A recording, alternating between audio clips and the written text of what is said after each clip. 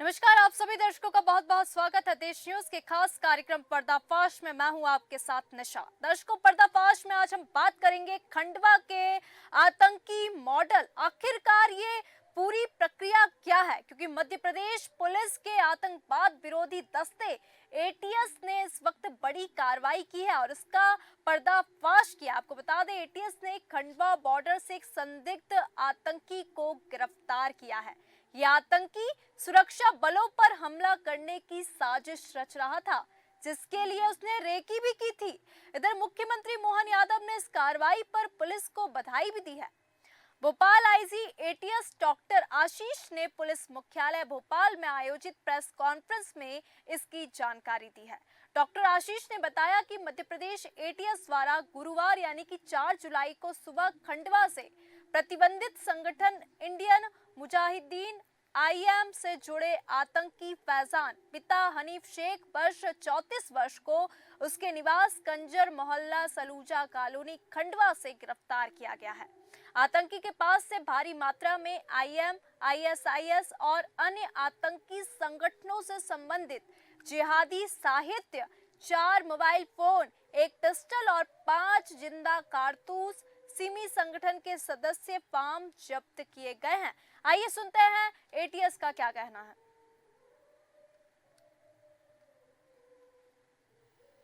एक आतंकी फैजान पिता हनीफ शेख, जिनका उम्र 34 वर्ष है और ये कंजर मोहल्ला खंडवा का रहने वाला है, इसे गिरफ्तार किया गया है। यूएपीए के अन्य विभिन्न धाराओं में इन्हें गिरफ्तार किया गया है और इससे भारी मात्रा में आईएम, आईएसआई, आईएस एवं अन्य आतंकी संगठन के जो जिहादी लिटरेचर होते हैं, ये जब्त किया गया है। 4 मोबाइल फोन, एक पिस्टल, 5 जिंदा कारतूस, साथ ही साथ सिमी संगठन के सदस्यता के जो फॉर्म्स हैं वो भी इनसे मिले हैं। इनके कब्जे में जो मोबाइल और डिजिटल डिवाइसेस मिली हैं, उनसे हम लोगों के पास कई फोटो और video Indian Mujahideen, ISIS, Jaish e Mohammad,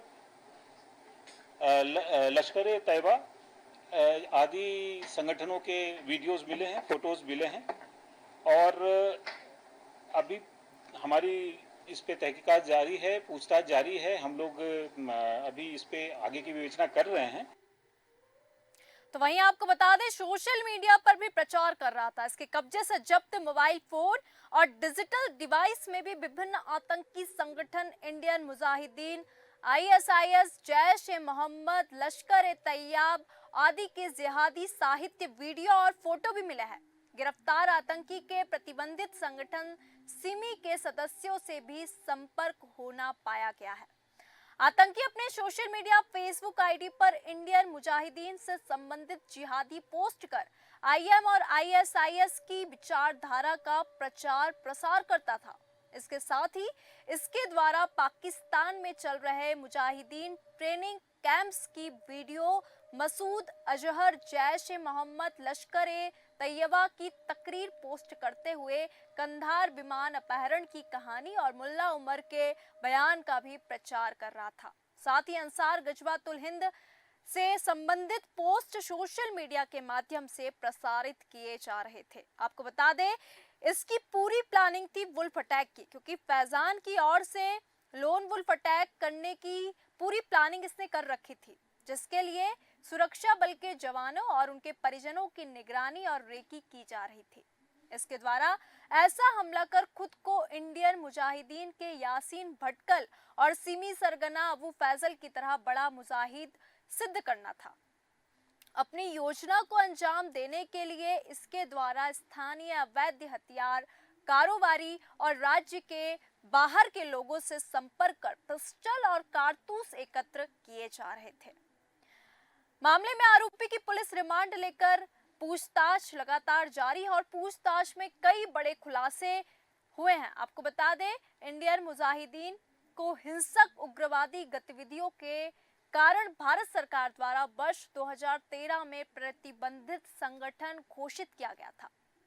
इस संगठन का उद्देश्य हिंसक तरीकों से भारत में इस्लामी राज्य की स्थापना करना है।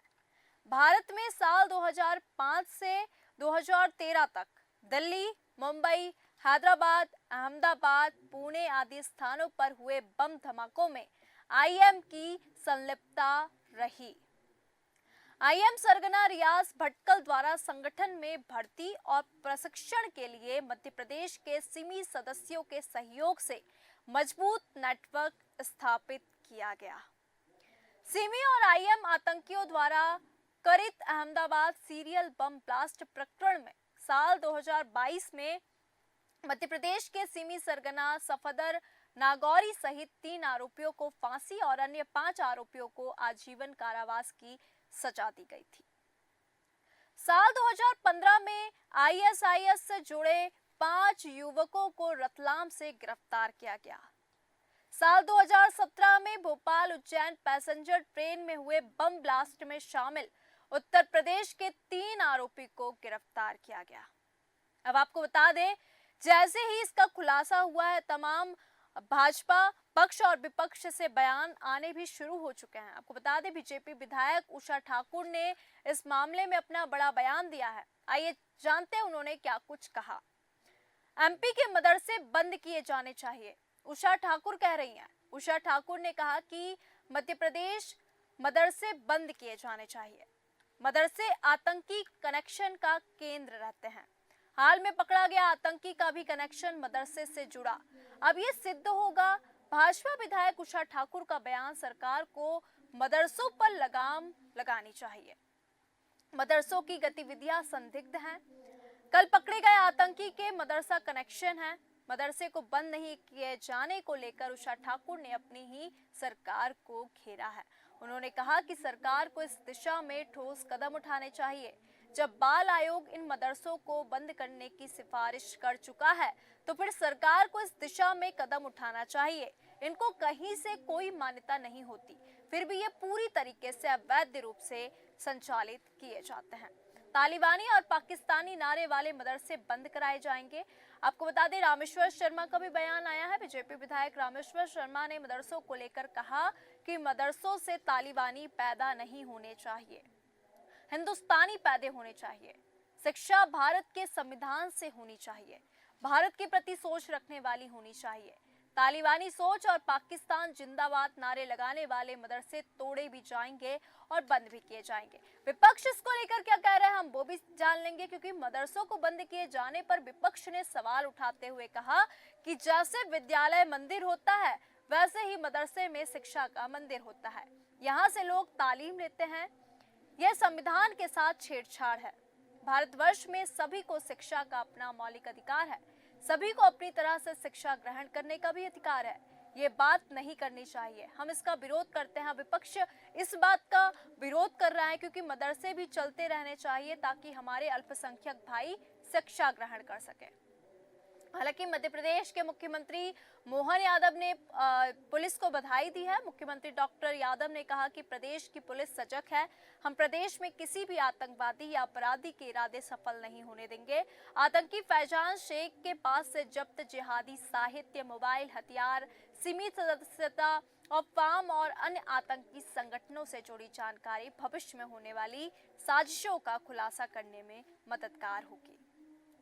मुख्यमंत्री डॉक्टर यादव ने कहा कि आतंकवादी की गिरफ्तारी की महत्वपूर्ण सफलता के लिए प्रदेश की पुलिस बधाई के पात्र है। फैजान शेख भटकल से इस तरह प्रेरित था कि कर्नाटक के उत्तर कन्नड़ जिले के भटकल कस्बे में रहने वाले यासीन और रियाज के घर भी पहुंच गया। फैजान प्रतिबंधित संगठन सिमी से जुड़े रकीब कुरैशी का खास था। ये युवाओं को बरगलाकर अपनी आतंकी नेटवर्क को खड़ा करना चाहता था। फैजान ने, आपको बता दें, फैजान के परिवार में माता, पिता और एक भाई है। पिता की जूनी इंदौर लाइन पर लेथ मशीन की दुकान है, उसी में फैजान काम करता है। इस क्षेत्र में गाड़ियों के गैराज पर नाबालिग लड़का भी काम करता है। उसने उस लड़के को भी बहला फुसलाकर अपने नेटवर्क से जोड़ने का प्रयास किया। गुरुवार को करेली पुलिस मोहल्ले में पहुंची तो बाहर खड़े मौजूद लोग अपने अपने घरों के भीतर चले गए।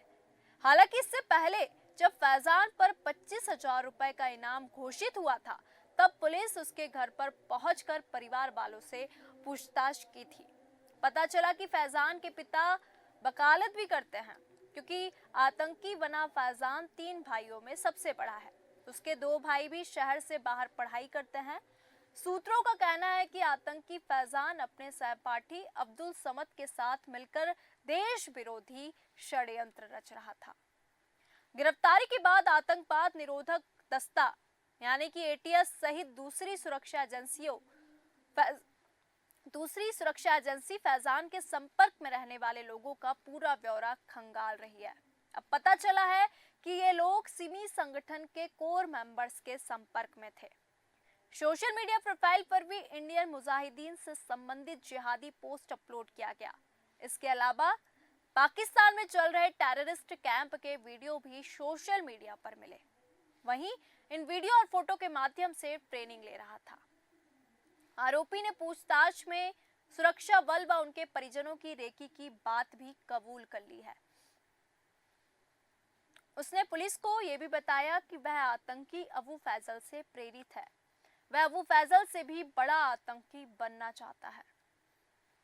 अब फैजान की जो पूरी प्लानिंग थी लोन वुल्फ अटैक करने की, तो सबसे पहले हम जानेंगे कि आखिरकार ये लोन वुल्फ अटैक होता क्या है, क्योंकि सवाल ये है कि आखिर लोन वुल्फ अटैक क्या है। ये सभी लोगों के मन में ये सवाल दौड़ रहा होगा। तो आपको बता दें, इस अटैक में हमलावर या तो खुद को खत्म कर लेता है या फिर एनकाउंटर में पुलिस के हाथों मारे जाते हैं। आपको बता दें, इसमें अकेला शख्स जो होता है वो पूरी वारदात को अंजाम देता है। लोन वुल्फ अटैक में एक अकेला शख्स होता है जो इस पूरी वारदात को अंजाम देगा। इस अटैक में आतंकी रोजाना उपयोग में आने वाली चीजों का उपयोग करता है। इस हमले का मकसद होता है कि अधिक से अधिक नुकसान पहुंचाना। इसमें छोटे हथियारों और चाकू आदि का भी प्रयोग किया जाता है। आपको बता दें कि लोन वुल्फ अटैक में हमलावर का पता लगाना पुलिस के लिए बहुत मुश्किल हो जाता है। इस हमले में अधिक बजट की भी जरूरत नहीं पड़ती और ना ही बड़ी टीम की जरूरत पड़ती है। यही कारण है कि खुफिया एजेंसियों के लिए इस हमले को पता लगाना और उसे फेल करना आसान नहीं होता। आईएसआईएस के आतंकी ये जो है लोन वुल्फ अटैक करते हैं, क्योंकि लोन वुल्फ अटैक अधिकतर Islamic state of Iraq and Syria के आतंकी इस तरह के हमले करते हैं। हमलावर इंटरनेट या किसी अन्य माध्यमों के जरिए आतंकी संगठन से जो होते कनेक्ट होते हैं। आईएसआईएस ने 2017 में धमकी दी थी, क्योंकि आपको बता दें 2017 में आईएसआईएस ने 10 मिनट की मलयालम भाषा में एक ऑडियो क्लिप जारी की थी। इस ऑडियो क्लिप में उसने कुंभ मेला पर हमला करने की धमकी दी थी। आखिरकार ये कब शुरू हुआ, यह भी जानना बेहद आवश्यक है, क्योंकि हमला करने का ये तरीका सबसे पहले अमेरिका में साल 1940 में देखने को मिला। सबसे पहला इस टाइप का हमला अमेरिका में 1940 में देखने को मिला। इस तरह के हमलों के शिकार सबसे पहले अफ्रो अमेरिकन और यहूदी हुए और बाद में अल-कायदा ने लोगों को बरगला कर इस तरह के छोटे छोटे हमले कराने शुरू किए। 80 के दशक से अमेरिका और यूरोप टारगेट पर आ गए और तभी से इन हमलों में हर साल बढ़ोतरी जो है वो दर्ज की गई। एक रिपोर्ट के मुताबिक साल 1940 में ही एफबीआई ने 140 ऐसे हमलों की छानबीन की थी। साल 2011 के बाद से इस्लामिक स्टेट ने इस तरह के कई हमलों को अंजाम दिया। साल 2000 से अब तक इस तरह के 200 से अधिक हमले देखने को मिले हैं। अब हम बात करेंगे कि क्या है भारत की स्थिति, क्योंकि इंस्टीट्यूट फॉर डिफेंस स्टडीज की एक रिपोर्ट के मुताबिक भारत में फिदायीन हमले देखने को मिले हैं, जिनके लिए आतंकियों को ट्रेनिंग दी जाती है। लेकिन लोन वुल्फ अटैक जैसे हमलों के लायक मोटिवेशन पैदा करना एक बेहद बड़ी ही मुश्किल प्रोसेस हम बोल सकते हैं, क्योंकि इंडियन मुजाहिदीन ही ऐसा आतंकी संगठन है जिसे पूरी तरह से भारतीयों ने शुरू किया और आईएस भी ऐसे किसी हमले के लिए इसी के लिए स्लीपर सेल का इस्तेमाल कर सकता है। इस रिपोर्ट के मुताबिक लोन वुल्फ जैसे अटैक मुश्किल इसलिए भी हैं कि हथियारों का लाइसेंस मिलना भारत में एक बेहद कठिन प्रोसेस हम बोल सकते हैं। ऐसे में सेल्फ मोटिवेटेड आतंकी के लिए हथियार जुटाना ही सबसे बड़ी मुश्किल है। हालांकि रिपोर्ट में यह भी कहा गया है कि भारत में भीड़ वाली जो पब्लिक प्लेस है वो सबसे आसान टारगेट साबित होती है लोन वुल्फ अटैक के लिए, क्योंकि सबसे कम सिक्योरिटी ऐसी ही जगहों पर हमें देखने को मिलती है। बड़े लोन वुल्फ अटैक के बारे में हम बात करेंगे कि कहां-कहां बड़े लोन वुल्फ अटैक हुए हैं। आपको बता दें, नॉर्वे में 22 जुलाई 2011 आंद्रे नाम के शख्स ने लेबर पार्टी के यूथ ऑर्गेनाइजेशन के समर कैंप में ओपन फायरिंग कर 77 लोगों को मार दिया। ये सबसे बड़ा लोन वुल्फ अटैक माना जाता है। साल 2011 में पाकिस्तानी पंजाब के गवर्नर सलमान तासीर की हत्या भी इस तरह के हमले से ही हुई थी। 14 जुलाई 2016 को फ्रांस के नीस में मोहम्मद लहाउज नाम के आतंकी हमलावर ने तेज रफ्तार ट्रक से 86 लोगों को कुचल दिया था। 12 जून 2016 को अमेरिका के ओरलैंडो नाइट क्लब में ओमार मतीन नाम के आईएस आतंकी ने ओपन फायरिंग कर 49 लोगों को मार दिया, जबकि 60 से अधिक लोग घायल हो गए। 29 जनवरी 2017 को कनाडा की क्यूबेक सिटी मस्जिद में अलेक्जेंडर नाम के एक शख्स ने गोली मारकर 7 लोगों की हत्या कर दी। 1 अक्टूबर 2017 को अमेरिका के लॉस वेगस में एक म्यूजिक कॉन्सर्ट के दौरान आतंकी होटल के 32वें फ्लोर पर कुछ बंदूकों के साथ पहुंचा और नीचे जारी म्यूजिक कॉन्सर्ट में भीड़ पर फायरिंग शुरू की। इस हमले में 56 लोगों की मौत हो गई, जबकि भगदड़ में 500 से अधिक लोग घायल हो गए थे। आतंक के खंडवा मॉडल का सबसे बड़ा खुलासा इस वक्त हुआ है, क्योंकि खंडवा से गिरफ्तार हुआ है आतंकी फैजान। बड़े हमले की साजिश रच रहा था। हालांकि नापाक आतंकी की जो साजिश है वो नाकाम हो गई। मध्य प्रदेश पुलिस ने उसकी इस साजिश को कामयाब नहीं होने दिया। आपको बता दें, भटकल ब्रदर्स को मानता था हीरो और एटीएस के सामने अब बहुत सारे राज वो उगल रहा है। लोन वुल्फ अटैक कितना खतरनाक है, इसके कितने खतरनाक मंसूबे थे। अगर वो अपने इस लोन वुल्फ अटैक में कामयाब हो जाता तो सोचिए कितने लोगों की जान जा सकती थी। नापाक आतंकी की साजिश हालांकि नाकाम हो गई। और लोन वुल्फ अटैक क्या है और भारत को इससे कितना खतरा है, क्योंकि मध्य प्रदेश पुलिस के आतंकवाद विरोधी दस्ते एटीएस ने बड़ी कार्रवाई की है और आतंकवादी फैजान का बड़ा खुलासा किया है, क्योंकि एटीएस ने खंडवा बॉर्डर से एक संदिग्ध आतंकी को गिरफ्तार कर लिया है और आपको बताते लगातार उससे पूछताछ भी जारी है।